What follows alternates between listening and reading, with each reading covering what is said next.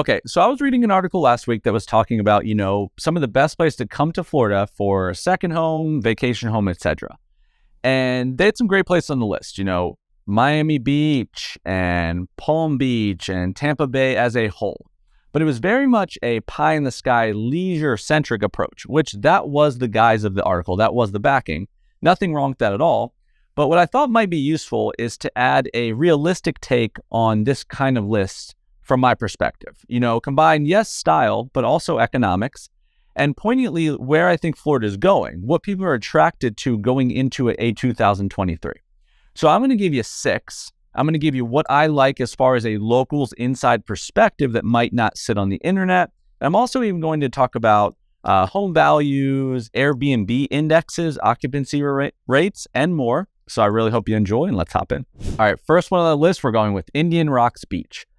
Always one of my favorites in the state, and this one sits geography-wise in Southwest Florida on the Gulf Coast in the Tampa Bay, Florida metro. You are squeezed between north of St. Pete Beach and south of Clearwater Beach, so it sneaks in there, and because it's surrounded by real vacation destination spots, this one itself feels more quaint, more residential, and more protected. The beaches, because of that, are going to feel way more laid back, which I really personally like myself, especially if you're going to buy a vacation home not to rent. You might be seeking more desolate locations. And then the other major hitter here is the seafood. The restaurant seafood scene is amazing.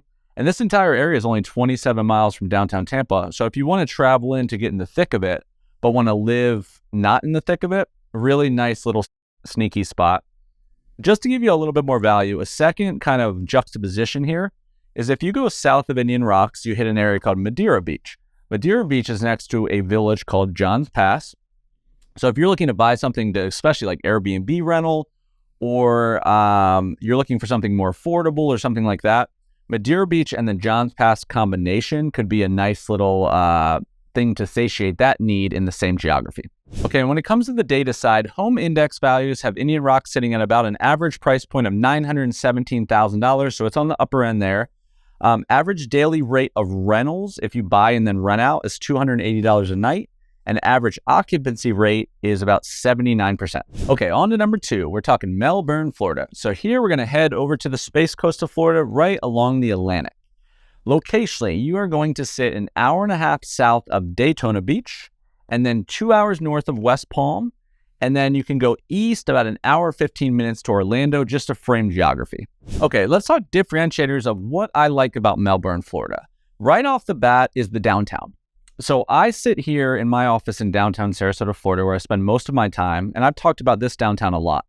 It's clean and a good mix of modern and historics. It's very walkable, feels safe, and we don't have that hustle bustle work crowd. And Melbourne's downtown, I feel like, has a lot of that same kind of characteristics, almost a larger version of this. There's shops and boutiques and restaurants. It feels very nice, feels very walkable. I really like it. Secondly is Melbourne obviously looks very coastal on a map, and it is, but it technically sits on a lagoon. But access to the actual beach is very short. It's a very short little jaunt over there.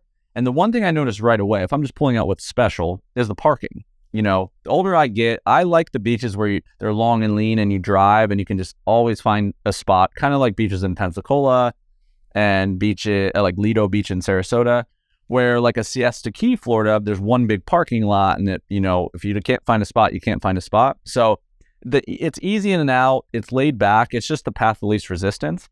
Also, one final thing just to throw in there that I just thought of is this town was kind of built on, it's called the Space Coast, right? Titusville's right there and the space shuttle. And the university built there was kind of to pump out engineers related to aerospace industry. And there's a lot of that kind of stuff there. But because of that attraction and the evolution of that from like the 60s on, there's kind of this tech hub situation there, especially when it comes to engineering and math and that kind of industry. But there's an interesting evolution of tech that sits in that town that a lot of people have no idea and not aware of because of how everybody ended up there. So I'd keep a lookout for that as we move here in the future. Okay, as far as data goes for Melbourne, Florida, average home value currently sits at about $381,000. Average daily rental price about $183, and an occupancy rate of their rentals at 71%. All right, number 3 on this list, we are going just about 40 minutes south of where I sit here today, and that is Venice, Florida, and more importantly, Venice Island, Florida. So we are back on the southwest coast, but this time we're in Sarasota County, which is about an hour and a half. This location is about an hour and a half south of Tampa and about an hour north of Fort Myers. Okay, the first thing I wanted to mention about what's special about Venice is it's not a barrier island. I've talked about this a lot, but if you take Sarasota and Manatee County, this is important because Siesta Key, Longboat Key, Lido, Anna Maria Island, Casey Key, most of the beaches are barrier islands. So you have to cross a bridge to get there. Because of that simple fact, even if you're not far in miles, it feels like you're either on the beach or you're not. This area is not.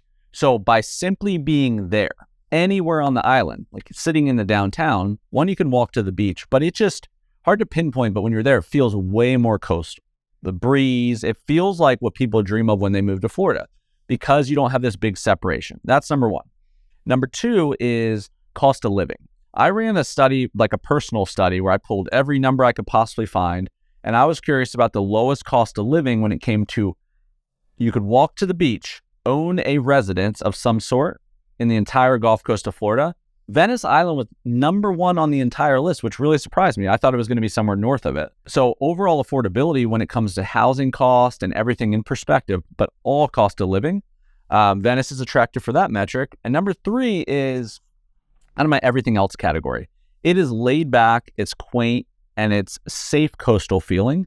Almost like if you were attracted to like a Wilmington in North Carolina or parts of 30A, like near Seaside in the Panhandle, feels a lot more laid back. And if, Naples isn't for you and Tampa's metro is too big and too much for you, even like a Siesta Key, Sarasota thick of it is too much, this could satiate that need. And then on top of all of that, you have the number 2 rated public school district in the entire state of Florida. So overall, I think Venice has a lot going for it. And data-wise, Venice came in at $488,000 on average home cost or value, average daily rate of rental at $185, and the occupancy rate was pretty strong at 77%. All right, moving on to number 4, we're heading back to the Atlantic coast, and we're talking St. Augustine, Florida. So locationally, this one is getting really far north compared to anything else on the list. You sit just about 45 minutes south of the massive district of Jacksonville, and you're basically parallel in the state to Gainesville, where the University of Florida is, but very far northeast heading towards Georgia. Okay, the first thing that's special here, you got to go with the low-hanging fruit, and that's history. I think St. Augustine is technically the oldest city in the entire United States, I think. But, I'm not someone that's a history buff necessarily. I've never really been into that kind of stuff. But what I have always enjoyed is the real estate and economics part of when they start to modernize a city. The way that certain cities incorporate the history, keep the buildings and the monuments and that kind of thing as they eventually will modernize. I think St. Augustine has done a really cool blend of that. But if you are a history buff, whether that's personally like you travel and seek that out as a hobby, you want to educate your kids on that kind of thing, etc., then this one has loads and loads of history in just the nature of being in the city itself. All right, so another thing like many of these on the list, coastal. It's very, very coastal. You have nice beaches, you have a variety of beaches, but by getting just far enough away from Jacksonville, 45 minutes south, and Jacksonville, I can't get across enough, it's huge, right? I think the biggest city in the contiguous United States, if I'm not mistaken, but you get far enough away where you feel like you're a city on your own little world, and it's historically quaint and coastal, so it feels like a throwback town. But you're still close enough to a bigger city where you get some of the cool stuff that comes to areas where people seek out. Thirdly, is you're very close to Nocatee. Nocatee is one of the number 1 master plan. It's one of the main master plan communities in the state of Florida. St. Johns County here is the number 1 overall public school district in the entire state of Florida. Number 2 is Sarasota, which I had mentioned. And so you basically just get a great blend, right? You get beaches, you get outdoor recreation, which North Florida especially, like kayaking and paddleboarding and hiking, big there, right? Using all that outdoor wilderness. You get a safe environment, you get the history with it, and you get intentional living because people really seek out an area like this because it is special and it's an anomaly when it comes to the state. So overall, really, really like St. Augustine. And cost-wise, St. Augustine came in at a typical home value of $480,000. a daily rate on rental of $238, and an occupancy rate of 69%. All right, number 5 on the list is going to be something different, but please hear me out. Sun City Center, Ruskin, Wimauma, three-headed monster. I can almost guarantee you that these have never existed on a list that stated best places to vacation or purchase a second home. But why they made my list is I want to give you one where if you're seeking, one, affordability, 2, really interesting and sneaky, sleepy access to surrounding cities that are way more expensive on average, and a amazing place on a map when it comes to all of Florida that has to offer, then this one is going to emerge, I think, eventually. So you sit 25 minutes south of Tampa and also 25 minutes north of Lakewood Ranch. So you have access to St. Petersburg, Tampa Bay's whole metro, and Sarasota's whole metro, including Bradenton and all of Manatee County. What this has always been is it's an offshoot. You know, the only reason it's even in vogue is because it was close to stuff. So all the people that are trying to like build new homes and get near Tampa to commute north, Brandon, Riverview, Fishhawk, all those areas like eventually like get built out and get a little bit more expensive. And then what sits below them is this area. Also Lakewood Ranch. Lakewood Ranch is the #1 master plan suburb, multi-generational master plan suburb in the United States. And it's really a Sarasota conversation, but it sits in mostly Manatee County, northeast of Sarasota, on the way to Tampa, basically. But, you know, it got expensive and it got really popular for a very long time. And then Parrish sits above it. Parrish becomes like in vogue because of that, same kind of conversation. So you start to squeeze areas where people, they're junior versions of another area. And if you hit the right location, then they're kind of random, right? Because people that are from here speak about these areas like they remember them growing up. Ellington, Palmetto, and if you're from Sarasota, you know what I'm talking about. But if you step back and look economically, there could be interesting opportunities here. So I'm saying opportunistic from a financial purchase thing and what new construction's doing. So I'm not going to get crazy here. This is too wordy, but what Wimauma, Ruskin, and Sun City are doing, if you look it up, is they're doing some interesting things when it comes to new homes. Lennar's building affordable stuff, 55 and up stuff with their Medley brand, and the lagoon communities like Epperson and those kind of Crystal Lagoon communities.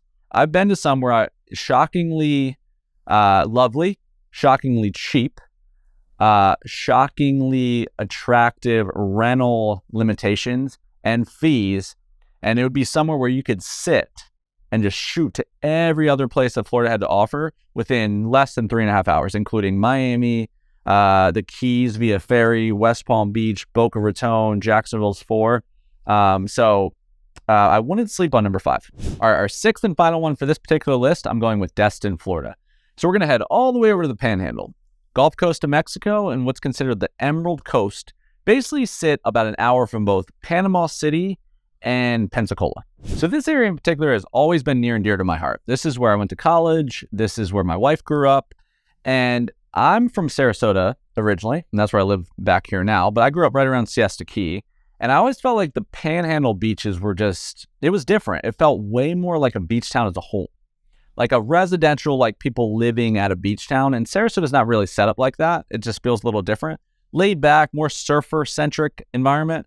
It's a whole different world versus Southwest Florida.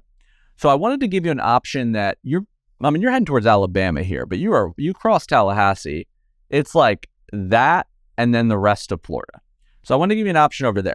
But Destin itself is prototypical vacation land, you know, especially the Midwest, or if you're like New Orleans or on that side, a lot of people are traveling to Destin, known for its fishing and its seafood, its family-friendly environment. There's a ton of rentals.